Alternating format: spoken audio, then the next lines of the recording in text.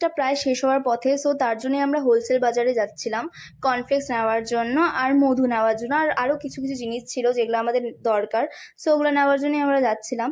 So দেখো এদিকে আমরা বার হয়ে গেছিলাম মা আর আমি মিলে। আসলে আজকে এতটা পরিমাণে গরম ছিল যে যাওয়ার একটুকু ইচ্ছে করছিল না, তারপরে আমি যাচ্ছিলাম কারণ আমারও কিছু কিছু জিনিস ছিল যেগুলো আমার নেওয়ার দরকার, সো তার জন্যই আরও যাচ্ছিলাম। আর এদিকে দেখো আমরা চলে এসেছিলাম, মা এদিকে পার্কিং করে নিলো, দেন আমরা ঢুকে যাচ্ছিলাম হোলসেল বাজারে। আর এদিকে আমরা ঘুরে দেখছিলাম কি কি নেওয়া যায় না নেওয়া যায়, মা ওইদিকে দেখছিল। আর আমি প্রায় অনেকদিন পরেই তোমাদের সাথে আবারও ব্লগ ভিডিও শেয়ার করছি, কারণ টাইমের একটু প্রবলেম হচ্ছিল, সো তার জন্যে আমি ব্লগ শেয়ার করতে পারছিলাম না। সো আমি এখন থেকে চেষ্টা করব যে এক দুদিন পর পরই তোমাদের সাথে ব্লগ শেয়ার করার।